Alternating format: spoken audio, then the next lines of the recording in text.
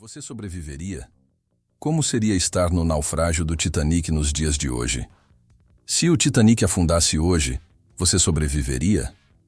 A resposta é mais complicada do que você imagina e tem muito menos a ver com botes salva-vidas modernos do que com o celular que está na sua mão. Nós nos achamos mais espertos e preparados do que as pessoas de 1912, mas essa pode ser a nossa arrogância fatal. A tecnologia mudou, mas será que a natureza humana mudou junto? Este vídeo é um experimento mental. Uma autópsia da nossa sociedade moderna se ela fosse colocada à prova no desastre mais famoso da história. Nós não vamos recontar o passado, vamos simular o presente. Para fazer isso, vamos te guiar por 6 estágios cruciais da catástrofe, vistos através de uma lente moderna.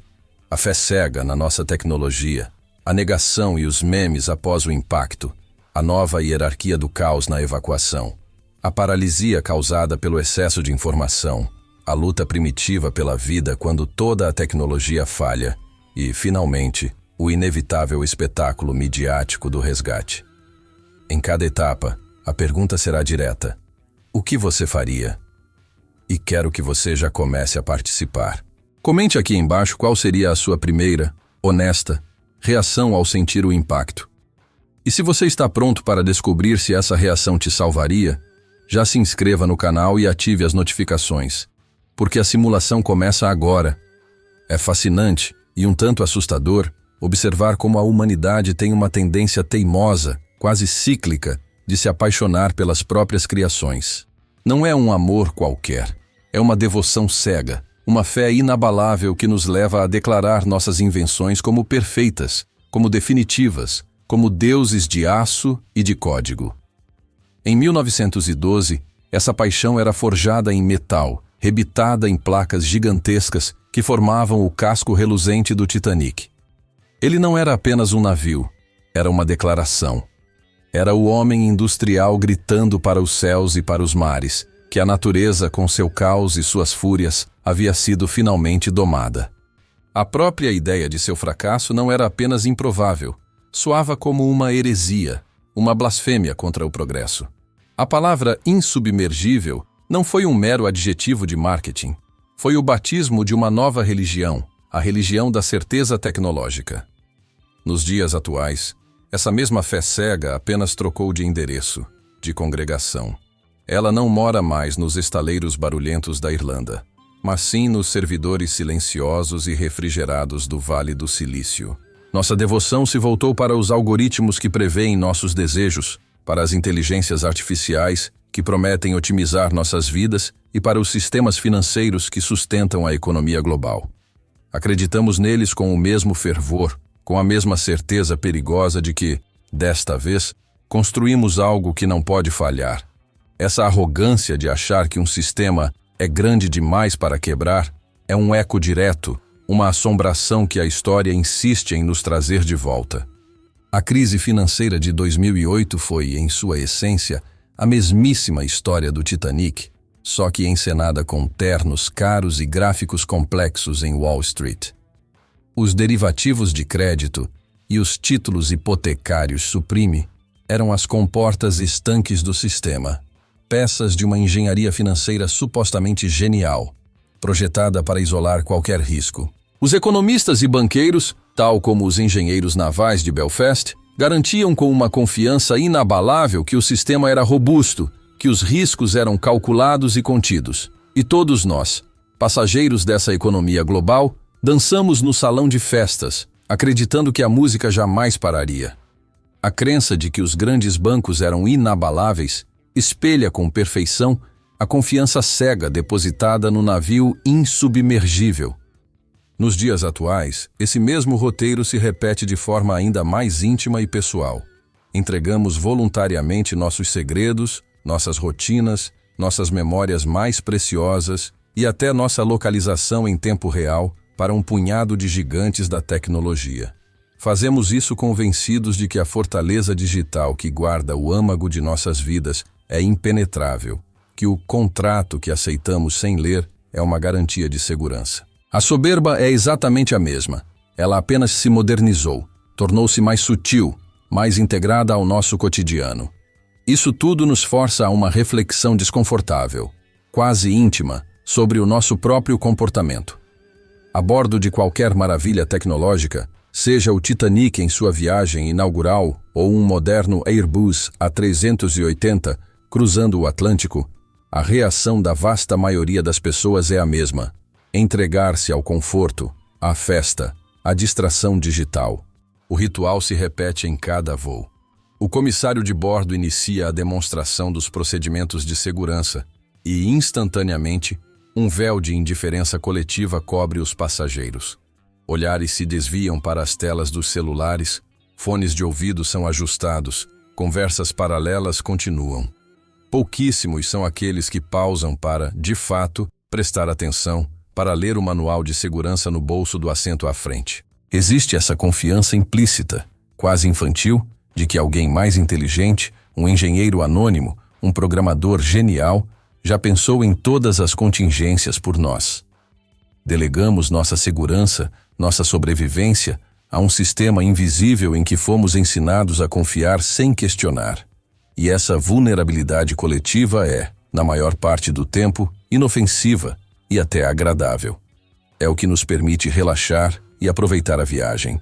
Ela funciona perfeitamente bem, mas apenas até o momento em que um tremor inesperado percorre a estrutura. Apenas até o momento em que o primeiro alarme, baixo e distante, quase tímido, começa a soar, desafiando toda a nossa fé. Toda a fé cega, toda a arrogância de se sentir intocável, depende de uma premissa fundamental, a de que a realidade continuará se comportando como o esperado. Ela reside em uma tranquilidade ininterrupta. E então, acontece o impacto. Não como nos filmes, com uma explosão cataclísmica e gritos imediatos, mas de uma forma muito mais sutil e traiçoeira. Para a maioria dos passageiros do Titanic, foi um tremor. Um rangido longo e profundo, um calafrio que percorreu a espinha de aço do gigante, um soluço, como alguns descreveram. A orquestra talvez tenha parado por uma nota, um copo pode ter deslizado sobre a mesa, nada mais. E é aqui que a psicologia humana revela sua falha mais perigosa, o viés de normalidade. Nosso cérebro é programado para a rotina, para a continuidade. Diante de um evento anômalo, a primeira reação não é o pânico, mas a racionalização. Buscamos encaixar a peça estranha no quebra-cabeça que já conhecemos. Deve ter sido uma onda maior. O navio deve ter mudado de curso. Em 1912, essa reação se manifestou como curiosidade. As pessoas saíram de seus salões e cabines não em pânico, mas com um ar de quem vai averiguar um barulho curioso na rua. Ao verem os pedaços de gelo no convés, o resultado de um encontro fatal, eles os trataram como souvenir. Pegaram o gelo, riram, fizeram piadas. Estavam tocando no instrumento de sua própria mortalidade e o tratando como uma atração turística. Essa hesitação, essa busca desesperada por uma explicação que não envolva o desastre, seria assustadoramente amplificada nos dias atuais. Pense na última vez que o alarme de incêndio tocou no seu prédio ou no seu trabalho. Qual foi o seu instinto primário? Foi saltar da cadeira e correr para a saída de emergência? Ou foi um suspiro de enfado? Você provavelmente olhou para os seus colegas, buscando em seus rostos um sinal de confirmação. Abriu a porta do escritório, não para fugir, mas para cheirar o corredor, para ver se havia fumaça de verdade. Talvez tenha até postado uma mensagem no grupo de WhatsApp da empresa. Alarme de incêndio aqui, deve ser teste, né? Essa necessidade de validação social, de esperar que os outros reajam primeiro, é uma falha de programação em nosso instinto de sobrevivência. Transformamos um sinal de perigo universal em um evento social a ser interpretado. E no cenário de um navio colossal como o Titanic moderno, essa hesitação de segundos preciosos se tornaria minutos fatais.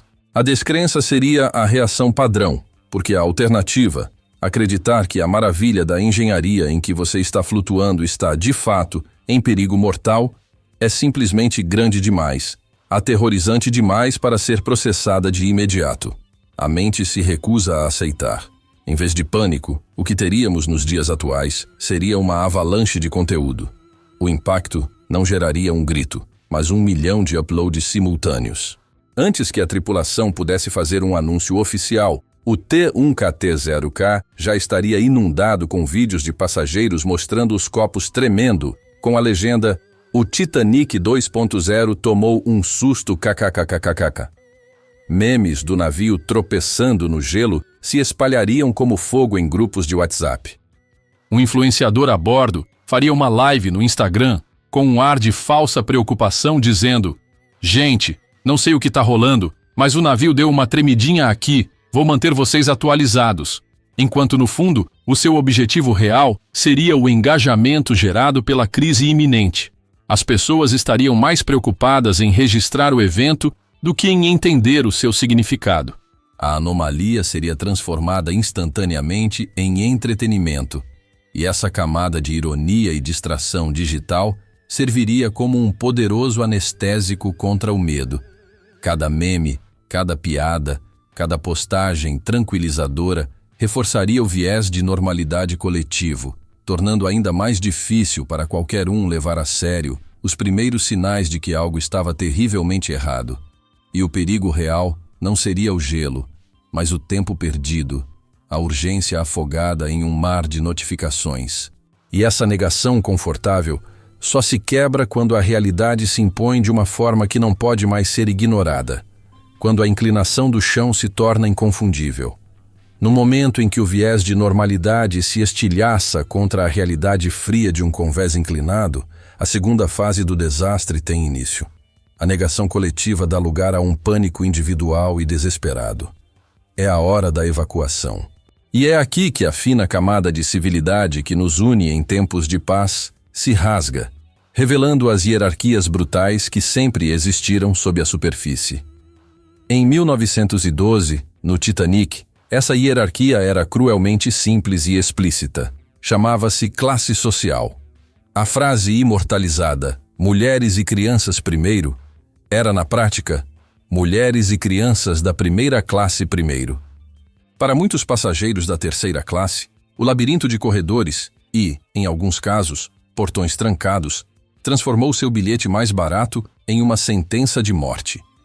A sua probabilidade de chegar a um bote salva-vidas era um cálculo frio baseado na quantia que você pagou para estar ali.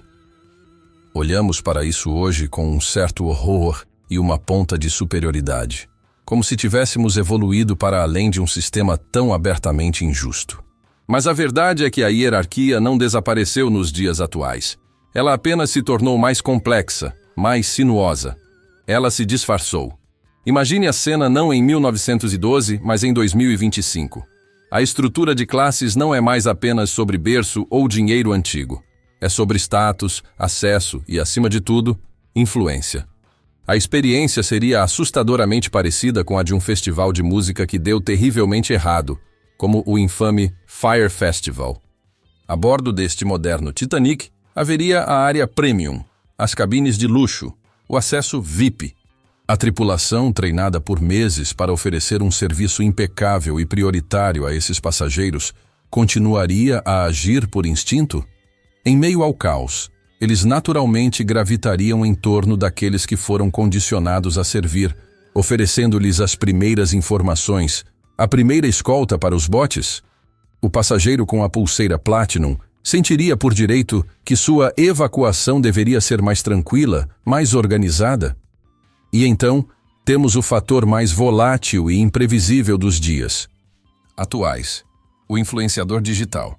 A pessoa com milhões de seguidores e uma câmera ao vivo seria vista como um passageiro comum ou como um ativo estratégico ou uma ameaça.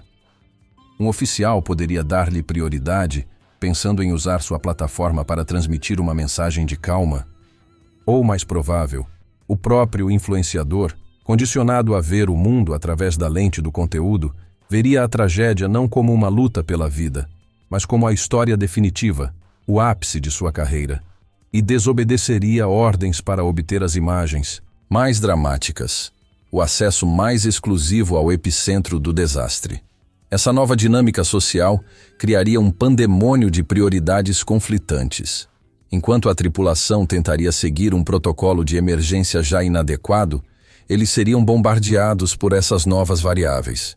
De um lado, o bilionário da tecnologia exigindo respostas, acreditando que sua importância no mundo exterior lhe garante precedência. Do outro, o político ou a celebridade cercado por sua equipe, criando um bolsão de privilégio e obstruindo a passagem. E no meio da multidão anônima, a grande massa de passageiros, a pergunta se tornaria visceral e imediata. Você segue as ordens confusas e fragmentadas de uma tripulação sobrecarregada ou confia no seu próprio instinto para sobreviver? Seguir as ordens parece o mais lógico. Eles têm o treinamento, o conhecimento da estrutura do navio. Mas quando as ordens são contraditórias, quando um membro da tripulação manda ir para cima e outro manda esperar, quando o pânico é visível nos olhos de quem deveria estar no comando, a confiança no sistema se desintegra. Nesse momento, a decisão de romper com o grupo, de encontrar o seu próprio caminho, pode ser a diferença entre a vida e a morte. Mas esse caminho solitário é uma aposta terrível, um salto no escuro, confiando apenas na sua percepção limitada em meio ao caos absoluto. E é nessa busca desesperada por uma direção, por qualquer informação que seja confiável, que um novo tipo de inferno se revela. No meio do caos físico da evacuação, uma outra forma de pandemônio, mais silenciosa e talvez mais perigosa, começaria a se instalar. É uma crise que os passageiros do Titanic original jamais poderiam conceber. Em 1912, o grande inimigo da informação era o silêncio. A comunicação era uma luta contra o vazio. Os operadores de rádio, isolados em sua cabine, enviavam faíscas de código Morse para a noite escura, uma súplica desesperada na esperança de que alguma alma anônima, em algum navio distante, estivesse ouvindo. A informação era um recurso escasso, precioso, e a sua falta era mortal. Nos dias atuais, o nosso problema seria exatamente o oposto. Não lutaríamos contra o silêncio, mas sim nos afogaríamos no barulho. Cada passageiro, de posse de um smartphone, se tornaria instantaneamente um farol de transmissão, um centro de notícias autoproclamado. E a nossa maior força como sociedade conectada, a capacidade de comunicar instantaneamente com o mundo, se revelaria a nossa mais trágica e paralisante fraqueza. A primeira vítima seria a própria infraestrutura. O sistema de Wi-Fi via satélite do navio, projetado para suportar fotos de férias e e-mails de negócios, entraria em colapso total sob o peso de milhares de pessoas tentando, simultaneamente, fazer chamadas de vídeo, transmitir ao vivo e baixar notícias. A linha vital com o mundo exterior, a fonte de conforto digital, seria cortada. E isso geraria a primeira onda de um pânico puramente moderno, a claustrofobia informacional. Estar preso em um navio naufragando já é aterrorizante. Estar preso sem conexão, sem a capacidade de dizer adeus ou de entender o que se passa lá fora, é um tipo de inferno particular do século XXI. Mas o pouco de sinal que restasse, as conexões intermitentes, não trariam clareza. Pelo contrário, alimentariam o monstro da desinformação. Grupos de WhatsApp, criados dias antes para compartilhar dicas de passeios, se transformariam em caldeirões de pânico e boatos. Uma mensagem diria que o capitão garantiu ser apenas um procedimento de rotina. Segundos depois, um áudio vazado de origem duvidosa afirmaria que um engenheiro confessou que o navio vai se partir em dois. Uma foto mostraria um bote salva-vidas sendo lançado com sucesso, com a legenda "Estamos sendo resgatados", enquanto um texto logo abaixo gritaria: "É mentira, eles estão soltando os botes vazios para não causar pânico". Essa cacofonia criaria um campo de batalha de realidades conflitantes. Imagine um passageiro parado no convés inclinado, o celular na mão como um amuleto inútil. Ele assiste a uma live no Instagram de alguém no lado bombordo do navio, onde a evacuação parece calma, quase ordenada, e os comentários são de alívio e orações. Então, ele atualiza a tela e vê um vídeo frenético no T1K T0K, filmado do lado estibordo, mostrando uma confusão de gritos, empurrões e uma equipe completamente perdida. Qual realidade é a verdadeira? A verdade é que ambas são. Mas a mente humana não consegue processar essa dualidade no meio do trauma. Seria como tentar entender uma crise política complexa lendo apenas as manchetes no antigo Twitter. Você é bombardeado por opiniões, recortes da verdade e mentiras descaradas, e o resultado não é o esclarecimento, mas uma paralisia cognitiva. A sobrecarga de informações contraditórias não gera sabedoria, gera inação. As pessoas ficariam paradas, esperando por um consenso que nunca chegaria, por uma fonte oficial que seria apenas mais uma voz na multidão. A busca pela verdade as manteria presas no lugar, gastando os últimos e preciosos minutos não lutando para sobreviver, mas rolando uma tela, tentando decifrar o indecifrável. E enquanto elas permanecem congeladas no convés, buscando uma certeza digital que nunca virá, o próprio navio toma a decisão final por elas. O rugido do metal se contorcendo e o último gemido agonizante da estrutura tornam cada celular, cada sinal, cada pedaço de dado completamente irrelevante. O debate acabou. A água fria e escura é, agora, a única realidade. Existe um momento, em qualquer grande desastre, em que todas as abstrações, todas as discussões sobre hierarquia e desinformação são varridas por uma força física esmagadora. É o momento em que o debate termina. Para os passageiros a bordo de um Titanic moderno, esse momento chega com o som ensurdecedor de metal se partindo. Um protesto final e agonizante da estrutura que prometia segurança. O convés, que por horas foi um palco inclinado de caos e hesitação, agora se ergue quase verticalmente contra o céu estrelado. A gravidade, antes uma constante confiável, torna-se a inimiga final. E então, vem a água. Não como uma inundação gradual, mas como uma parede escura e gelada que sobe para encontrar você. Nesse instante de imersão, nesse choque térmico que rouba o ar dos seus pulmões, o mundo como você o conhecia deixa de existir. Todas as construções sociais dos dias atuais se dissolvem em contato com o sal. O bilionário, o influenciador, o passageiro da classe econômica, todos se tornam a mesma coisa. Um corpo quente lutando desesperadamente contra um frio que mata. A água é a grande e terrível equalizadora. Ela não reconhece status, não se importa com seus seguidores e não pode ser negociada. E no seu bolso ou na sua mão, o símbolo máximo do poder e da conexão moderna, o seu smartphone, vive sua própria morte patética. Por um segundo, enquanto você afunda, a tela pode piscar sob a água, um último brilho fantasmagórico de notificações e lembretes, uma despedida espectral do mundo que você acabou de deixar para trás. E então, a escuridão. Aquele retângulo de vidro e silício, que era seu portal para o conhecimento humano, sua conexão com entes queridos, sua ferramenta de trabalho e sua fonte de entretenimento, se transforma instantaneamente no que ele realmente é. Um pedaço de lixo inerte e pesado. Todo o poder que ele continha era emprestado, dependente de uma vasta e invisível rede de satélites, torres e servidores. Rede essa que, aqui, no meio do Atlântico Norte, não tem absolutamente nenhuma jurisdição. Tentar usá-lo para pedir ajuda seria tão fútil quanto gritar uma prece para o fundo do oceano. A impotência desse momento é total e absoluta e reflete uma verdade muito maior sobre a nossa existência. É a mesma sensação, estranhamente familiar, de quando a energia elétrica acaba subitamente no meio da noite.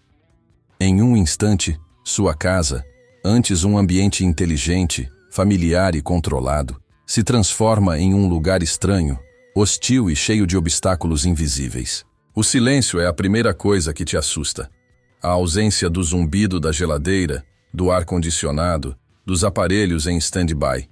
Você se levanta e anda com as mãos estendidas, tropeçando em móveis cuja localização você conhecia de cor. Você percebe, de uma forma visceral, o quão dependente se tornou de sistemas que não apenas não controla, mas que nem sequer compreende. A sensação de estar à deriva na água gelada é essa mesma experiência, só que elevada à potência máxima. É o apagão definitivo. É o momento em que você é brutalmente desconectado, não apenas da rede elétrica ou da internet, mas da própria matriz da civilização. E nesse vazio, nesse retorno a um estado primitivo, as regras do jogo mudam completamente. Sobrevivência deixa de ser um conceito abstrato. Aqui, a moeda de troca não é dinheiro, são os graus de temperatura corporal que você consegue reter. O seu status não é medido em seguidores, mas na sorte de encontrar um pedaço de destroço para se agarrar. Sua inteligência não vale nada sem a força de vontade animal para lutar contra a hipotermia. O título do vídeo, a pergunta "Você sobreviveria?", deixa de ser uma hipótese divertida. Ela se torna a única pergunta que importa no universo, gritada silenciosamente a cada inspiração dolorosa. E a resposta é decidida não por quem você era, mas pelo que lhe resta quando todo o resto é tirado de você. E no silêncio gelado que se segue ao caos, quando o primeiro raio de sol da manhã ilumina um mar de destroços, um novo som começa a se formar no horizonte. Não é o som de um navio, mas o zumbido rítmico de hélices. O resgate está a caminho, e com ele, as câmeras, os microfones e o mundo inteiro, pronto para transformar este inferno privado num espetáculo público. O resgate, aquele momento que deveria ser o alívio final, o porto seguro após o inferno, nos dias atuais, seria apenas o início de um segundo tipo de provação. Para os sobreviventes do Titanic de 1912, o resgate foi um ato de salvação silenciosa. A chegada do Carpathia emergindo da escuridão como um anjo da guarda. O mundo só soube da escala total do horror dias depois, quando o navio de resgate chegou a Nova York, permitindo que os sobreviventes tivessem um breve e precioso período de luto e processamento em relativo isolamento. Hoje, não haveria silêncio. Não haveria isolamento. A salvação chegaria escoltada por uma falange de câmeras e microfones. O zumbido dos helicópteros das redes de notícias globais seria o som dominante. Suas câmeras de longo alcance transformando corpos exaustos, sendo içados da água em imagens granuladas para serem transmitidas ao vivo em telas de café da manhã em todo o mundo. A tragédia não seria mais um evento a ser contado, mas um reality show a ser consumido em tempo real. Enquanto os sobreviventes estariam sendo enrolados em cobertores térmicos, ainda em choque, o Tribunal da Opinião Pública Global já estaria em plena sessão. Nas redes sociais, a hashtag com o nome do navio estaria no topo dos trending topics, um fluxo incessante de choque, orações, teorias da conspiração e, acima de tudo, culpa. Especialistas de poltrona, usando gráficos da Wikipédia e simulações de computador amadoras, estariam debatendo a velocidade do navio e a integridade do casco. A busca por vilões seria imediata e implacável. Foi o capitão? A empresa que cortou custos? A inteligência artificial que traçou a rota? Cada detalhe seria dissecado. Cada tripulante sobrevivente teria seu histórico vasculhado. Cada decisão seria julgada por milhões de pessoas que nunca enfrentaram uma crise maior do que uma conexão de internet lenta.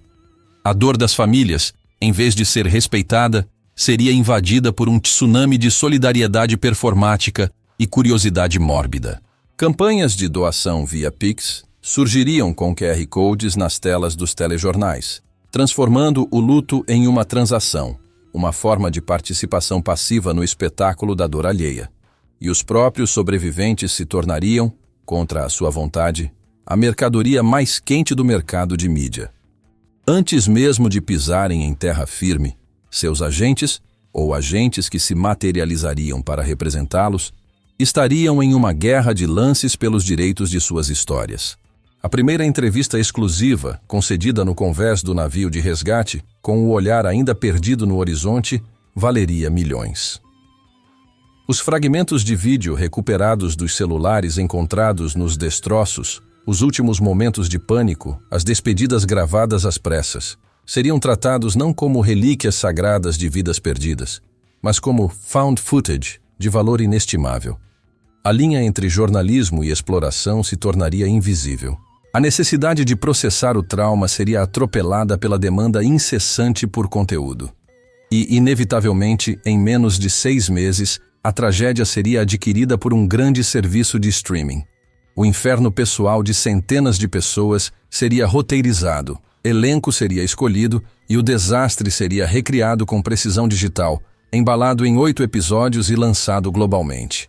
O mundo não apenas assistiria à tragédia, ele a compraria, a maratonaria e, por fim, a esqueceria, pronto para o próximo grande evento. A segunda morte do Titanic não seria na água gelada do Atlântico, mas na sua dissolução final em um mar infinito de conteúdo.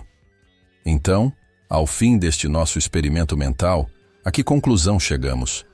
A tecnologia moderna, com seus radares, GPS e comunicações via satélite, talvez salvasse mais corpos. Haveria mais botes, o resgate chegaria mais rápido. Mas ela não nos salvaria de nós mesmos.